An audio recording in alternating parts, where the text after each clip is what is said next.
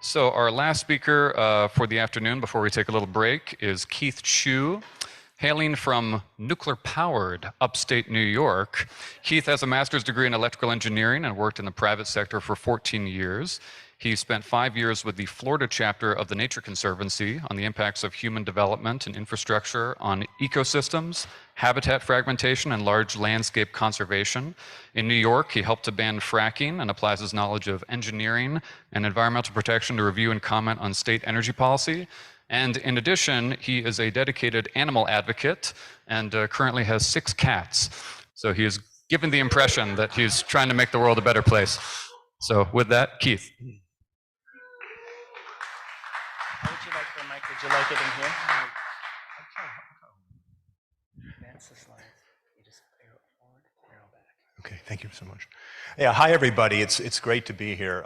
Yeah, and I'm also with Nuclear New York, and with another organization that I work through, which is New York Energy and Climate Advocates.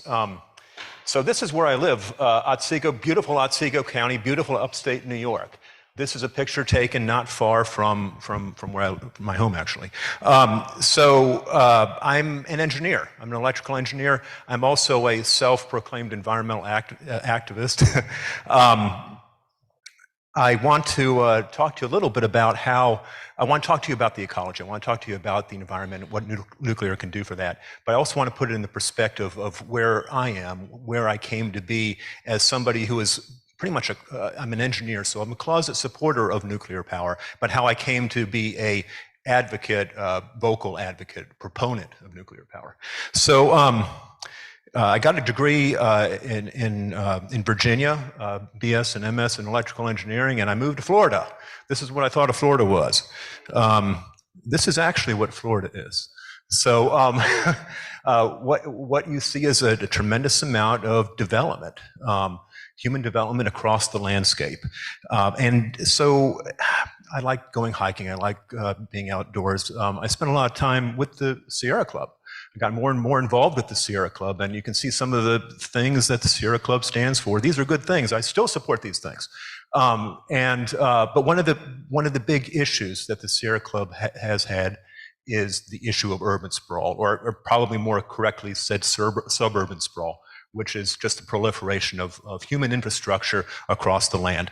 And so I got really involved. I actually became the local group chair for Lake County, Seminole, Osceola County for the Sierra Club. And this is what I was doing. I was fighting developments, not with a whole lot of success, but that's what we were doing. I will say that eventually I got really so interested in this stuff and really committed to it that I thought that was more interesting than my paying job. So I left my paying job as an engineer, continued some activism, but then I took a job with the Nature Conservancy. And I would say the Nature Conservancy is really where my understanding of that relationship between the human environment and the natural world, and how those things truly interact, I think that's where my understanding really kind of matured. And I just want to give you an example. This is the area where I live. This is the area of Central Florida. The Wekiva-Ocala Ecological Corridor, tremendous ecological value of ecosystems that are from the Central Florida area stretching up to the Ocala National Forest. What you're seeing in red here is all the development that was happening, still happening. And that corridor that ecological corridor was being bisected by lots of road projects and intrusion of residential development. And there were, we had a beltway around Orlando, or almost a beltway, and there was a push to extend that beltway and complete it, crossing through this ecological corridor. And so a lot of us in the environmental community were saying, we got to stop that. Roads are bad, expanding roads are bad, it's terrible. We certainly can't have a beltway. But then we got to realize, you could do that, but it's still going to clobber wildlife. You're going to basically fragment the corridor that way. And we changed our mind. Me and some others within the environmental community said, okay, you want to build a beltway? Let's build a beltway. But let's make it something totally different than anything you've seen before. Let's make it something with wildlife passages underneath the road. And we buy some land for preservation around it too. So I think there's a lesson to be learned there, that you can, sometimes the thing you fear the most, the thing that you think is the enemy, is a thing that can actually save you. And I think there's a kind of an analogy there with nuclear power. When I moved to New York, this was a different kind of sprawl that we were fighting. You know, the proliferation of fracking, the proliferation of these gas wells potentially across the landscape of upstate New York. And, you know, these are some of the messaging we use. You know, this is the countryside we have today. Is this what we want it to look like in the future? Gee, the public needs to know about this. Anyway, so sometimes this was me. You know, other times this was me. But you know, so you know, a lot of protests, a lot of activism. Celebrities got involved too, and you know, sure, we actually did get a ban on fracking. Okay, so then some kind of hubris kicks in, and they're saying, "Oh well, this is just the beginning. If we banned it here, we can ban it everywhere." Well, that didn't happen. Why didn't it happen? It didn't happen because we actually need energy. And when you get right down to it, you know, the places that banned fracking are places that didn't have a whole lot of gas reserves in the area, and that actually includes New York. So, you know, the bottom line is there's a reality factor here. They're probably going to continue fracking in Pennsylvania until the gas is gone. You know, this is the situation we're in. We have to figure out solutions to our energy needs. It's not just stopping the drilling. So that led to an effort by a lot of environmental groups to push for changes in how we look at energy, and the passage of the Climate Leadership and Community Protection Act with some powerful, ambitious goals associated with it. And this is also, I have to say, where I diverged from some of my colleagues, or many of my colleagues in the environmental community, because as an engineer, I could see that we were going down a path that's going to, you know, make some difference. More and more renewables can help, but it's not going to go the distance. And I could also see that we're potentially going to, so we're not going to meet our goals, but we're also going to potentially do a lot of ecological harm in the process. So, because after all, if that is sprawl, then, you know, isn't that sprawl too? So anyway, so you know, Climate March happened this week. A lot of people marching in the street, and they were saying things like this: "We need to get 100% renewables. We need to do it by yesterday or almost yesterday." And you know, it gets mixed in with these other kind of off-topic subjects. Upstate, it's a very different picture. You have folks who don't want this to happen. Upstate New York, like Eric said, is already largely decarbonized. Its grid is largely decarbonized because of nuclear and hydro. Yet upstate New York is being asked to shoulder the burden with lots of solar, lots of wind projects, and there's pushback on this. There's lawsuits being filed and things like that. And frankly, I got to say, there's also a sentiment that the big green groups have kind of abandoned the public on this issue. So what do people want? You know, people want to preserve their way of life. They want to preserve the rural areas. They want to preserve the environment. And, you know, there is evidence to show that there is potential significant harm if we go, if depending on how far we go with all of this. So let's talk about that. You know, I'm not going to talk about shadow flicker and things like that with wind. I'm going to talk about something I understand. I'm going to talk about land, okay? Let's talk about land. So I think many of you know this already. Just a very, very small land footprint for a nuclear power plant compared to the alternatives in terms of wind or with solar. Now, there's an asterisk here that says it depends on the actual capacity factor, and that's true. So let's look at a real world example. It's not a pleasant example. It's an example that I think is unfortunate. New York lost its largest source of carbon-free electricity, single most largest source of carbon-free electricity when it shut down Indian Point. We're burning more fossil fuels because of it. What if we try to replace that with solar? How much solar would it take?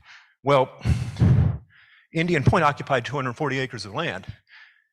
It would take 60,000 acres of solar panels to come up with the same amount of annual energy that Indian Point made, 2,100 megawatt reactor. So, and you wouldn't be getting electricity that's useful.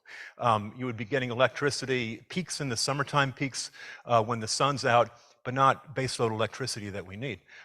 So that's something to be aware of. And the other aspect of this is the material contributions toward building different forms of energy. This is a graph that shows you where things stand. And, you know, I could show you another graph similar to this about rare earth type of elements, things like that. But this is just the nuts and bolts, the steel, the cement, the aluminum, copper, glass. By far, nuclear has the smallest material footprint. So that's less mining of materials. And so people might say, oh, well, Keith, you're forgetting something. Nuclear uses fuel. You know, the wind is free, the sunshine is free. There's no fuel there. So, okay, let's throw fuel into that picture. Okay, throw fuel in the picture. Yeah, it swamps things out. Gas, coal, huge red bar. How about nuclear? There's actually a red bar in there too, but you can't see it because it's so small.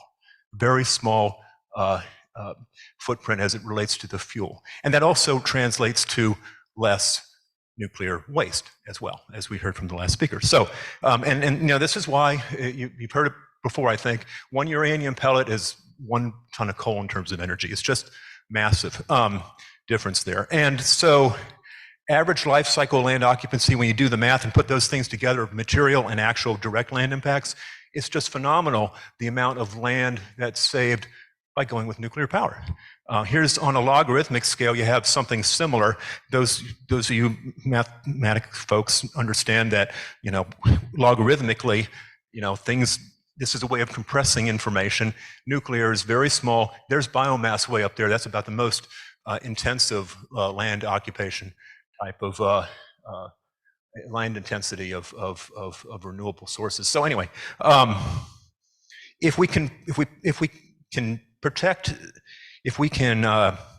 find a source of energy that has a very small physical footprint and uses very little material, then what are we doing? We can protect this. We can protect farmland and we can protect nature. And here's another UN graph, okay, that did that analysis, and it shows where nuclear is in terms of ecological protections. So maybe that's why this guy was a big proponent of nuclear power. Nuclear power is one of the chief long-term hopes for conservation. Well, who is this guy? Oh, gee whiz, it's the Sierra Club board. He was on the Sierra Club board of directors, the president of the Sierra Club, in favor of nuclear power. So this is when they were in favor of it before they were against it. But believe it or not, Sierra Club was a proponent of Diablo Canyon when it first came on board. Same thing, Ansel Adams, the fellow who's taken these beautiful, iconic images of around the country, on the board of directors of Sierra Club, big supporter of nuclear power. And of course, this guy, the person who taught us about climate change, the grandfather of climate change. Here's James Hansen testifying before Congress in the 1980s about the reality of climate change. He's a big proponent of nuclear power. This is him in 2022 at the New York State Climate Action Council hearings. And he didn't hold back. He basically said, you know, folks, you're pursuing a plan that is going to make New York the Germany of the United States in terms of a failed energy policy. What was he talking about? He was talking about this. This is the New York State plan by NYSERDA that's been proposed for how do we get from where we are today to where we want to be in the future. It's predominantly based on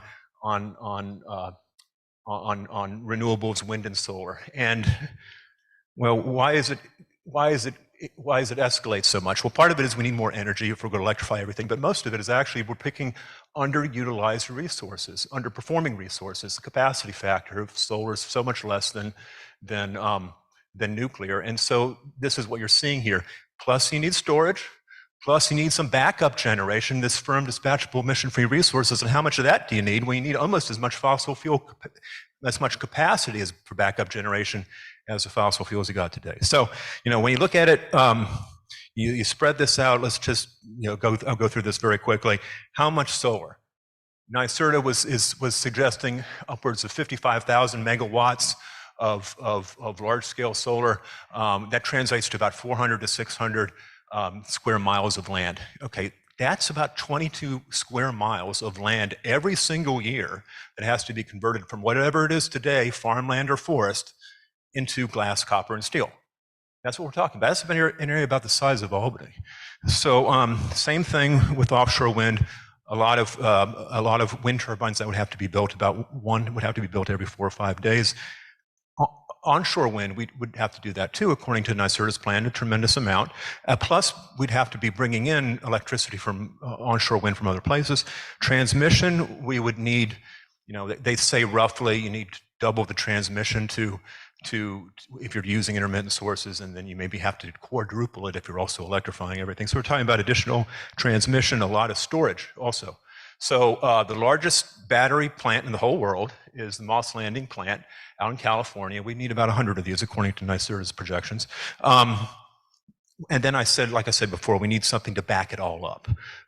Firm, dispatchable emission-free resources, what they call DFRs. Basically, when you don't have the sun and you don't have the wind and your batteries are depleted, what are you going to do? So the state has proposed hydrogen as the solution for that, which I kind of think is really not accurate, because hydrogen is more of a storage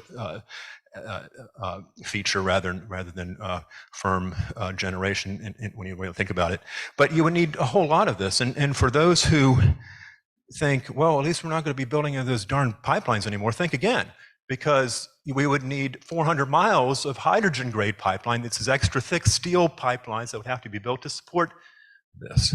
So again, how much of this backup generation you need? About the equivalent of our total capacity of fossil fuel generation in the state today. It's kind of shocking. So if this kind of sounds like this, you've seen these Rube Goldberg cartoons, where you basically take a straightforward thing and make it as inefficient and complicated as you possibly can. Does it seem like that's kind of what we're doing here? Well, it kind of does. Is there a better way? Yeah, there's a better way. We know what the better way is. A lot of our electricity is baseload electricity. It's something we need all the time. So if you have a source of energy that runs 100% or almost 100%, then let's use that. If you have a source of energy that doesn't need batteries because it's already giving you electricity when you need it, so let's use that.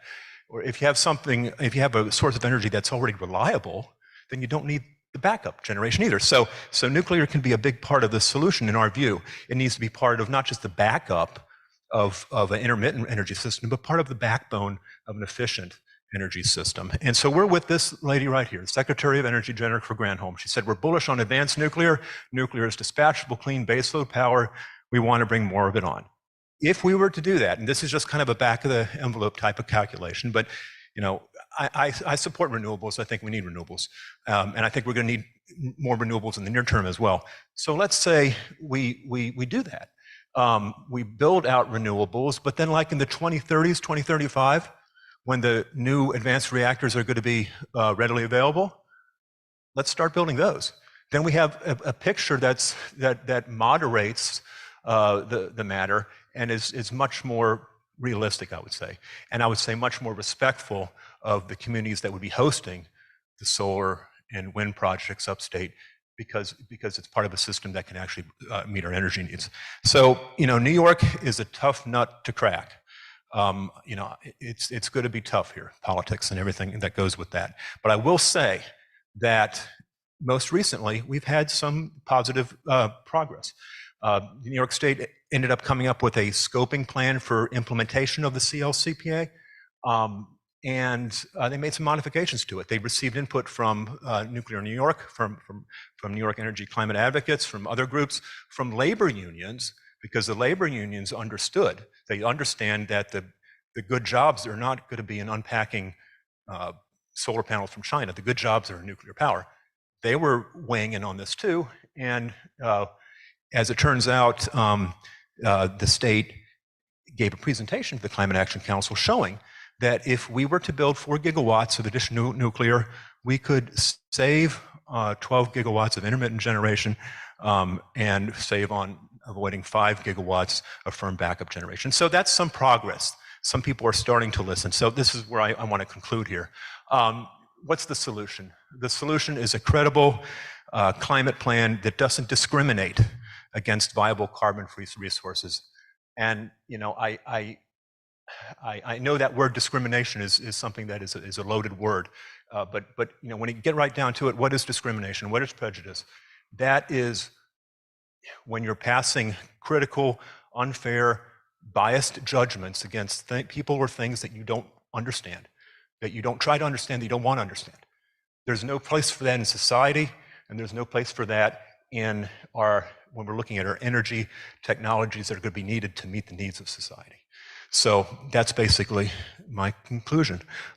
If we come together, get through these impasses, and make nuclear part of the future, we can give our kids a future.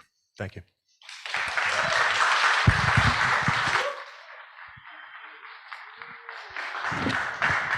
Thank you, Keith. Please stay on stage for a minute. I think we have time for one or two questions. If anybody has one? Yeah. And also, I'd like to invite some of my colleagues from Nuclear New York to the stage too. Maybe if Siri wants to come up here. Go ahead. Thank you. Yeah, Jim Meggs from Manhattan Institute. I've written about this before, but I'm just wondering if you might agree with this idea that the term renewable is one of the most misleading things that we could say. It came up in Christina's presentation too. We're using this term based on a 1970s concern about running out of energy, and the idea that renewable means it endlessly renews itself, as opposed to pragmatic, hard-headed decisions about its cost and its carbon emissions.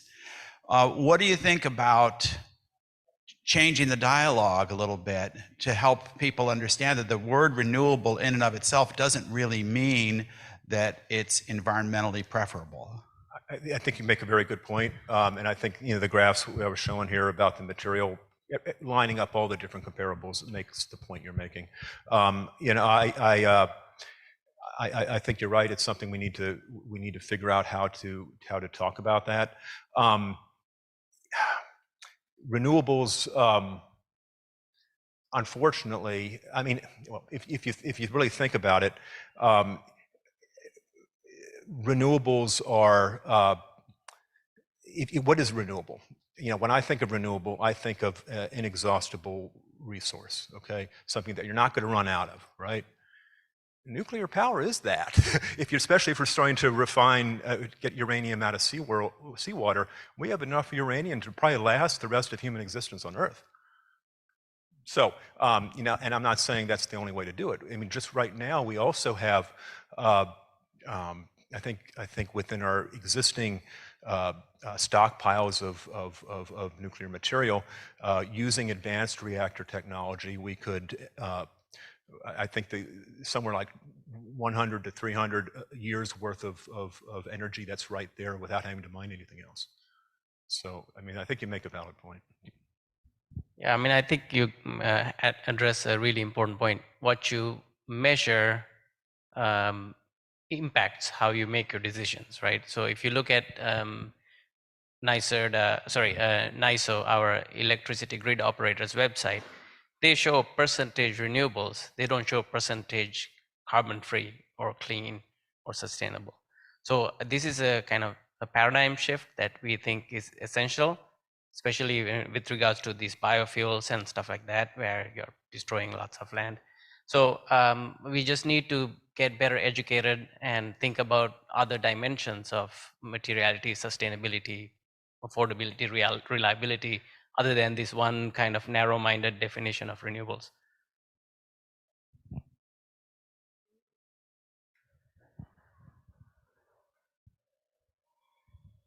Yeah, I understand that New York City has a requirement that we large developments or housing buildings need to go 100% electric and get away from, I guess, oil and natural gas.